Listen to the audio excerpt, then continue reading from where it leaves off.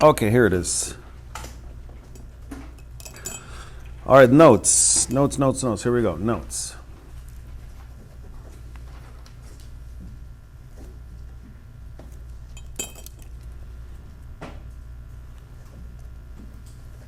Find angle measures.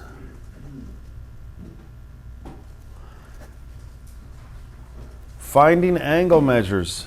The measure of an angle, right? Obviously using what? Using trigonometry, right? Using trig. Finding angle measures. We've not found angles. We've been finding sides. We've been solving for sides of a triangle, but not angle measures. Okay, so this is when you are going to use these inverse. This is when you use these inverse keys here, which I showed you on the other one earlier on the online graphing calculator, but I'll just show you here. Right, we use sine. Here's the sine button, and if you notice right above it in purple is the inverse. Sine to the power of 1 is the inverse function of sine. We use cosine, right? We use sine, cosine, and tangent for sides, but this up here is when you use to find the angle measures, the inverse function keys, right? You see tangent to the power of -1, cosine to the power of -1, sine. Those are the inverse of sine, the inverse of That's when you use those inverse function keys, okay? So here we go. I'm just going to set up a couple of problems real quick. Number 1. So let's say, for example, sine of A. Sine of what angle? See? Oops, let me, sine of what angle gives me this decimal value? 0.3090.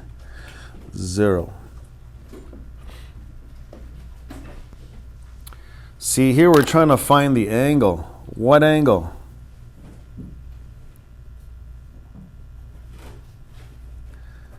We're trying to find the angle measure. Okay, well, let me tell you how these inverse function keys work.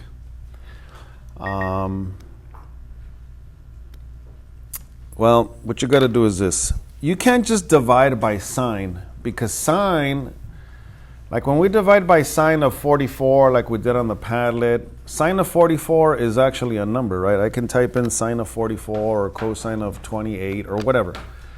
But see, this doesn't have a number. I don't have the angle measure. That's what you're trying to find. You're trying to find the angle. So anyways, long story short, let me just put it to you like this. Let me explain it to you this way. If I want to get the angle by itself, I can't just divide by sine. You have to undo this sign, you got to pretty much what's happening is you got to undo it or to take it away or just to get the angle by itself. You're going to do the inverse of both sides. You take the inverse of both sides. So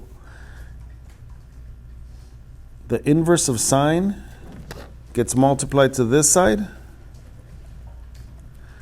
and the inverse of sine gets applied to this other side as well. So you just take the inverse of, to undo this sign, this is when you got to use this sine inverse key. Because it's not a number, it's a function. I mean, if it was a number, you know, you divide by 5, you divide by 2, but it doesn't work like that with trigonometry, with these functions. A function is not a number. So you got to undo a function, you got to use its inverse, okay? So that's pretty much what happens. Long story short, these cancel out, and see, you just get the A by itself, which is the measure of the angle. The measure of the angle is going to be, whatever the inverse sine of this is.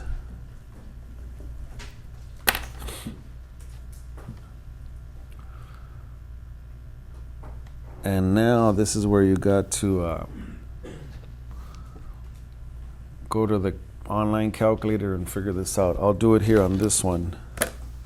Right, on this one, if you're going to do it on your regular graphing calculator, right, you have to use some of you have green or yellow up here. Mine's is kind of purple. So we got to do what? Use that second function key, right? Second function. See, you got to see that sine inverse like that. with the little -1 exponent. You got to see that like that. Sine inverse of, and then just punch in that number. Point or 0.3090.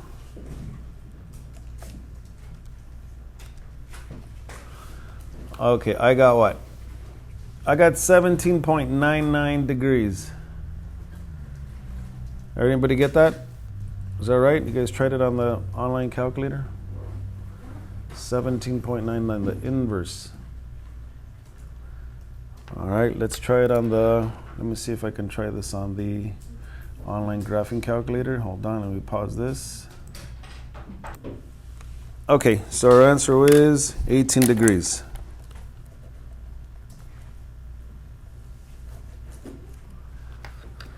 So what does that mean? What does that mean that the answer is 18 degrees? That means that if I go back over here and I check that answer, right, what number did we get here? We got the answer 18. If you do sine of 18 and you just do a regular sine of 18, it should get you close to this decimal. So if I just do a regular sine of 18 degrees, right, just do a regular, right, because our answer was 18 degrees. Is it true that sine of 18 degrees is approximately that 0.3090? Everybody see it? Yeah. So that was the correct degree measure. We got it. Okay, let's do a few more a little bit quicker. That one I was just kind of explaining here.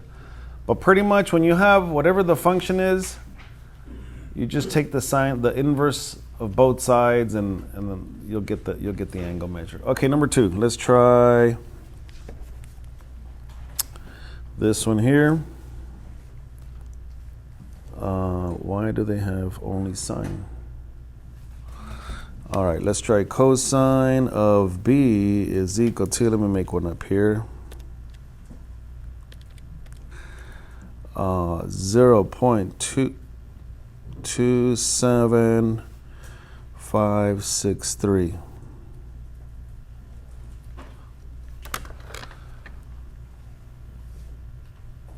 What angle of cosine gives me this decimal? Well, I know I'm going to have to use the inverse functions to find the angle, so pretty much b is equal to what? The inverse. I mean, just to put it to you like a lot easier. I mean, yes, I take the inverse of this side, and yes, I take the inverse of this side, but this is eventually what's going to happen, right?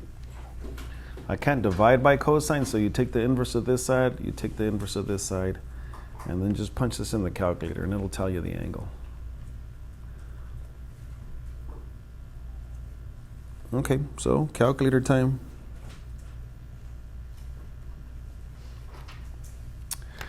And go ahead and try that on the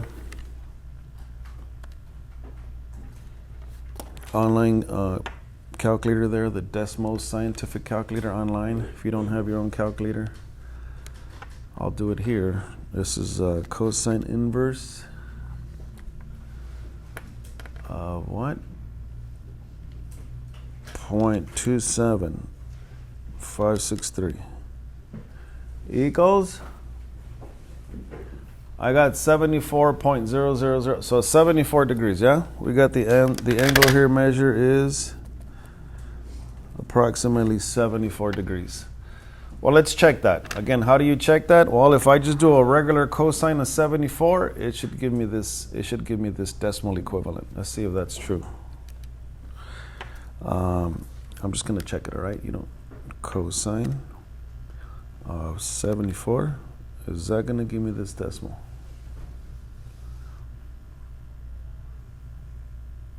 You guys see it? I'm just checking it, right? I'm just checking it at 7. It does give me the 275,637. Okay, one last one. Number 3. Number 3.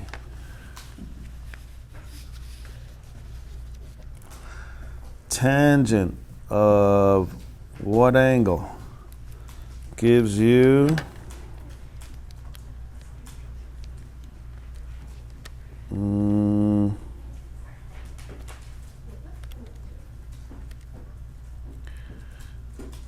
1.191 1.19175. Sorry, 1.19175.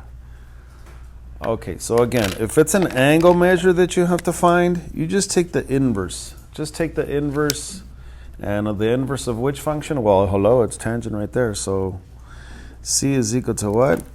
The inverse function. This is the only time you use these inverse functions to find the angle measure.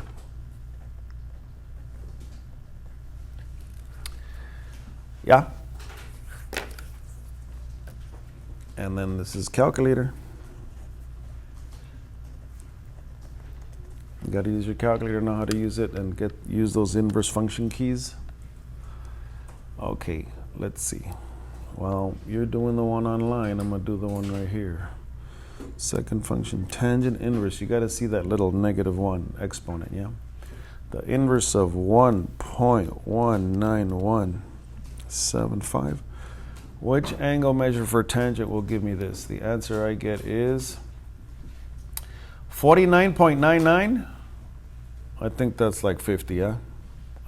I'm going to just bump that up to a 50.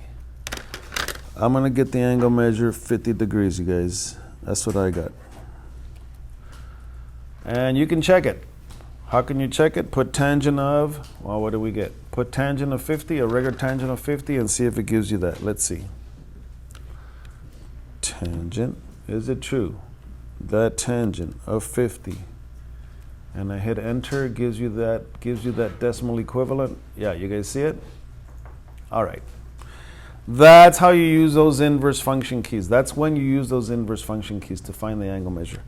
Okay, that's the first problems you're going to see. That's pretty easy, right? That's pretty easy. Now here's the second type of problems you're going to see. You're going to see the problems in a drawing. All right, so it's going to look like this. You'll have a right triangle. Remember all these sine and cosine and tangent and Pythagorean theorem and all this SOHCAHTOA business. This can only be used in right triangles. How about this? What if they're going to have to give you two? They're going to have to give you two sides given. And what if I want to find this angle? What if they give you a right triangle, they give you no other angles? I mean, we know this one's 90, but we don't know any of these other two. But they do give you two sides. You should be able to find this angle measure. How are you going to do it? Well, let's see what two sides they give you. They give you the what? Opposite side and the hypotenuse side, right? Because see here, they don't tell you which function. You got to look at the two sides that they give you and know that for this one, let's say for example, is going to be what? Sine, right? Because sine has the O and the H. So remember, always write that formula. What does so mean? Well, so means sine of the angle is sine of the angle. But see, we don't know the angle is O over H. And well, we don't know the angle, so it's going to be sine of, that's what we're trying to find, right? Sine of the angle is 5 over 9. Yeah, 5 over 9. All right. You don't have to change 5 over 9 into a decimal. You can leave it like that, right? We don't have to change 5. We can divide it if you want. Let's see, 5 divided by 9. No, it's not an exact value, so just leave it like this. Leave it as a fraction. I know the ones before had a decimal here. Just go ahead and solve for the angle. How do we solve for the angle? Right, that's when you got to use to solve what? Use the inverse function keys.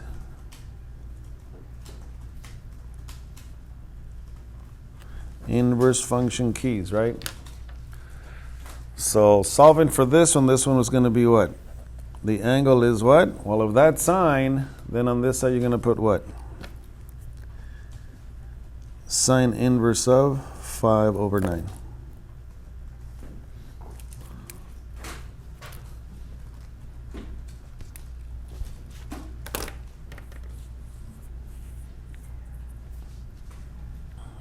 Well, let's see how to do that.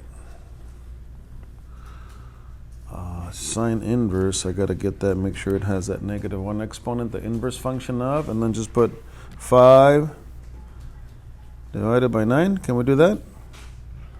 And I'm going to close the parentheses. I don't know if it's going to make a difference, but I think it's not.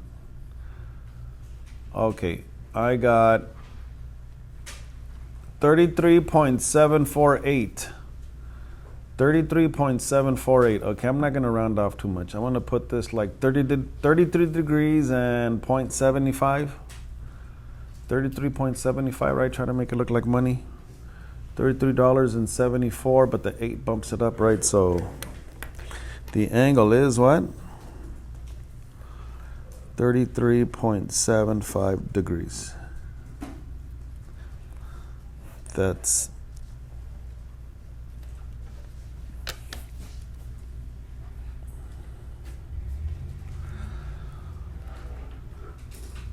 all right, let's try one more. Again, this is the one where it's not set up for you. It's going to give you a picture of the triangle. Here's another one.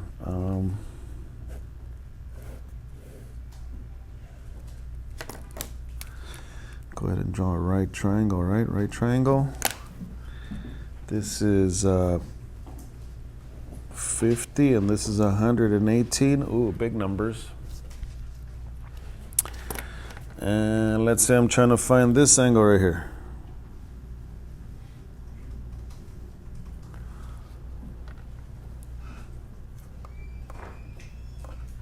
Right?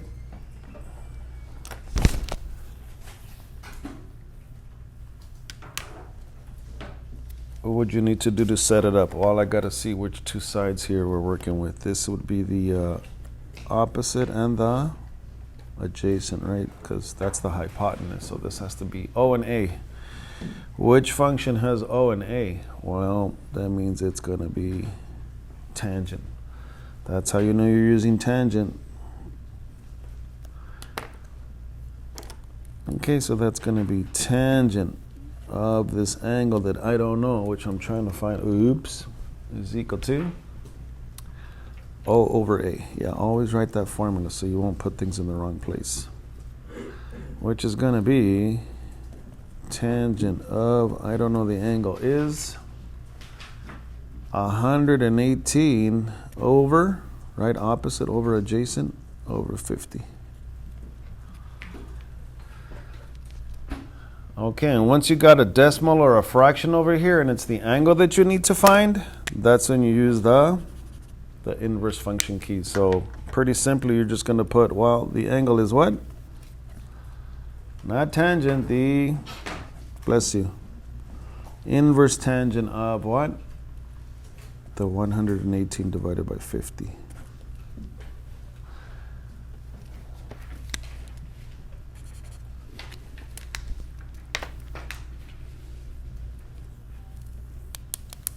And then just punch this in the calculator. Let's see.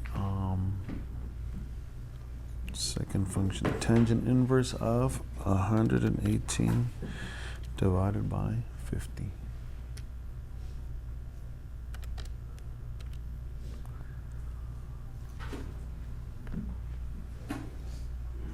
$67.03. Anybody got that? Is that right?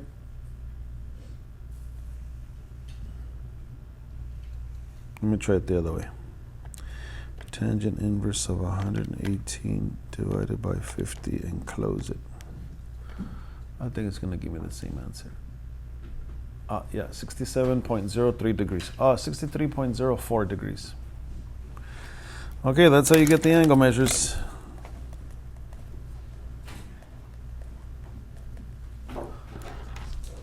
Yeah, not all angles are exact.